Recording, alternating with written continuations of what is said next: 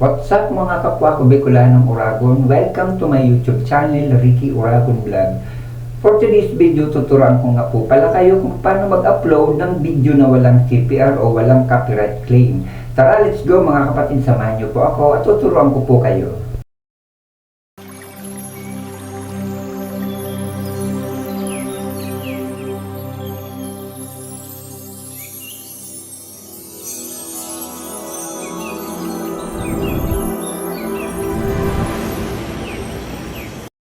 So ito nga mga kapatid, nandito na po tayo sa ating Google Chrome. Pindutin po natin yan at dyan po tayo dumaan para malaman po natin na wala po tayong copyright claim. At dito na nga po sa may YouTube, ayan po may bilog. Kung wala pa po kayo nyan, itype nyo lang po dyan sa Google Chrome ang www.youtube.com at makakaroon na rin po kayo nyan. Pagkatapos po natin yung pindutin, ayan pong YouTube na yan, dito na po tayo dadalahin. Yan po sa atin may profile pic o yan po nating picture na pangmalakasan, pindutin po natin yan. Pagkatapos po natin pindutin yan, dito naman po tayo dadalahin ng ating system mga kapatid.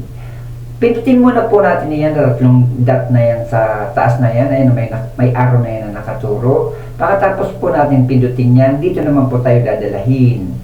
At ayan po, dito na po tayo dinala. Ayan po may desktop site. Pindutin po natin yan na desktop site para magkaroon po yan ng blue. Ayan na may check na yan po mga kapatid. Pagkatapos po natin pindutin yan, dito naman po tayo dadalahin sa may view your channel. Pindutin po natin yan, view your channel. Pagkatapos po natin pindutin yan na view your channel, dito naman po tayo dadalahin ng ating system sa atin po na customized channel. Ayan po na may arrow na yan, pindutin po natin yan. Hintayin lang po natin kung medyo loading po sa inyo at pupunta rin po tayo dyan mga kapatid, di ba?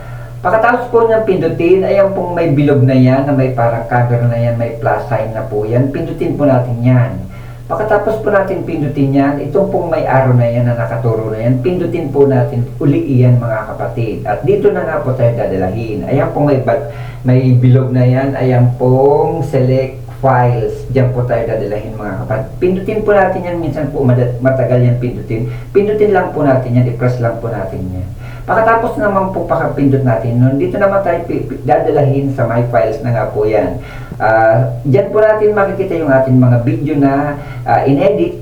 Pagkatapos po natin pindutin yan, dito naman po tayo dalahin. Ayan pong may dito nakalagay ang title, dito nakalagay ang description, dito nakalagay ang thumbnail. Diyan po tayo maglalagay ng mga nabanggit po diyan mga kapatid. At pagkatapos po natin pindutin yan, ayan naman po na may arrow na yan. Kung tayo po ay monetize na, pindutin lang po natin yan at i-on lang po natin yan. Kasi nakalagay po dyan on and off. Kaya i-on lang po natin yan mga kapatid kung monetize na po tayo. Pagkatapos i-next po natin ay may arrow sa gilid na pangalawa.